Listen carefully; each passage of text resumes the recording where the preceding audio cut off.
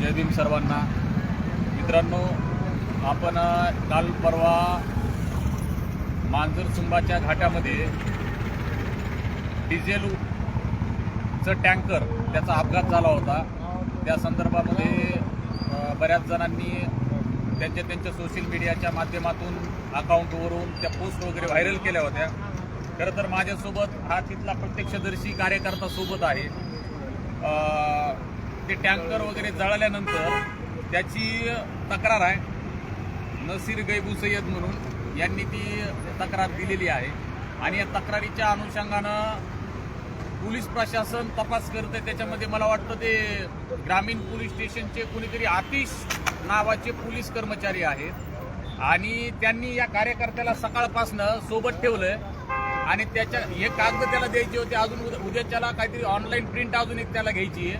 पण ह्या फक्त कागदपत्र म्हणजे मला वाटतं FIRची एक कॉपी, घटनास्थळ आणि गुन्ह्याच्या तपशिलाचा नमुना असे 2 कागदपत्र देण्यासाठी आणि त्याच्याकडून काही पैसे उकळण्यासाठी त्याला सकाळपासून पोलीस स्टेशनला थांबून ठेवण्यात आलं होतं आणि याला एक आरोपी करणार आहोत अशा पद्धतीची त्याला धमकी दिली आणि त्याला 30,000 रुपयाची मागणी केली होती.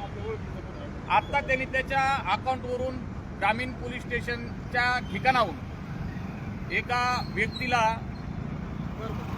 आतिश नावाचे जे पोलीस कर्मचारी आहेत त्यांच्या सांगण्यावरून सकाळपासून 30,000 रुपये मागत होते.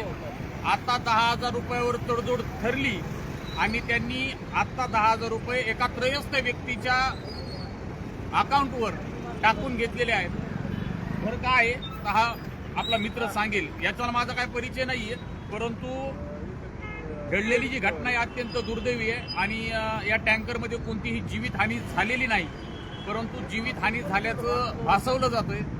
तर बाकीची जी काय माहिती आहे माझ्या मित्रानं मला कॉल करून सांगितली गेला सकाळपासून ग्रामीण पोलीस स्टेशनला बसून ठेवलेला आहे आणि आतिश नावाचे कोणीतरी पोलीस कर्मचारी आहेत त्यांनी याला ठेवलेला आहे. आम्ही आता ग्रामीण पोलीस स्टेशन या ठिकाणी गेलो असता त्यांनीही त्यांची जी वागण्याची पद्धत, कागद कशाला वाचताय, कशा पद्धतीनं म्हणजे त्यांचं रिॲक्ट होतं त्यांनी माझ्या प्रत्यक्षदर्शी डोळ्यानं पाहिलेलं आहे. दारू पिलेला पोलीस कर्मचारी होता तो आतिश नावाचा. खरं तर त्याच्यावर कारवाई होणं अपेक्षित आहे. अशा निष्पाप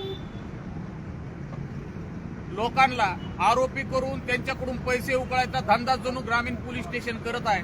मित्रा, खरं सांग, नेमकं पैसे किती घेतले त्यांनी आणि तू किती मागणी केली होती आणि तू कशा पद्धतीने पैसे दिले? 30,000 मांगे, 30,000. तो फिर वही सुबह से तो उसने 10,000 में छोड़ा था काम. 10,000 किसको भेजे थे? वो भेजा था किसको, दूसरे का स्कैनर था. स्कैनर किसने मंगाया था? वो नंबर पे डलवा था तो दूसरे नंबर पता नहीं क्या नाम आया था. हाँ. और कब से बिठाया था तुझे? सुबह का आया था मैं. मेरे से बोल रहा था भाई सुबह 10 मिनट का काम है, साइन करके चला जाना, कोई दिक्कत नहीं. हाँ. और बाद में क्या बोला? बाद में बोल रहा पैसा देगा जा, फिर छोड़ेंगे. कितने मंगे थे पैसे तुझे? 30,000. और बाद में कितने में तड़जोड़ हो गई तुम्हारी? 10,000. क्या नाम था उसका? आतिश. हेलो. ड्रेस में था वो? हाँ. ड्रिंक भी किया था उसने? ड्रिंक तब तो करा नहीं, हाँ. पीछे आया था जब का पता हाँ. नहीं. जब तक किया? जब तक पता नहीं कि करा नहीं करा उसने. हाँ. पीछे आया था वो. ठीक आहे. खरं तर माझी पोलीस अधीक्षक बीड नवनीत सर यांना विनंती आहे सोशल मीडियाच्या माध्यमातून की अशा पद्धतीनं पोलीस प्रशासन काम करतंय आणि तुमचं नाव या ठिकाणी खराब होतंय. ते आतिश नावाचे जे कोणी ग्रामीण पोलीस स्टेशनचे पोलीस कॉन्स्टेबल आहेत यांच्यावर तात्काळ निलंबनाची कारवाई करावी आणि ते 10,000 रुपये जे आतिश नावाच्या पोलीस कर्मचाऱ्याने घेतलेले त्यांनी उद्याच्याला ह्या कार्यकर्त्याचे वापस द्यावे.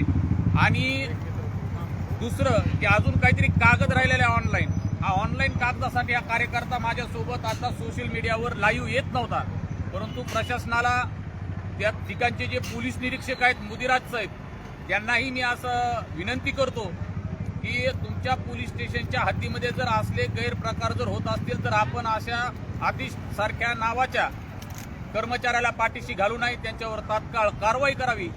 आणि या कार्यकर्त्याचे 10,000 रुपये तुम्ही वापस मिळवून देण्यासाठी मदत करावी. माझ्याकडे त्या 10,000 रुपये पाठवल्याचा स्क्रीनशॉट सुद्धा उपलब्ध आहे. हे कागदपत्र आहेत, माझ्याकडे स्क्रीनशॉट उपलब्ध आहे. नाही तर उद्या आम्ही शहर पोलीस स्टेशन बीड या ठिकाणी रीतसर आमचे 10,000 रुपये या ठिकाणी या कर्मचाऱ्याने या माणसाच्या अकाउंटवर दबावापोटी टाकून देतात, अशा पद्धतीची आम्ही एक तक्रार देणार आहोत. एवढंच बोलतो, थांबतो. खरं तर असे प्रकार व्हायला नाही पाहिजे, परंतु पोलीस प्रशासनानं गांभीर्याने घ्यायला पाहिजे. घटना घडून गेलेली आहे, परंतु विनाकारण कोण्या निष्पापावर कारवाई करू नये एवढंच एक विनंती करतो.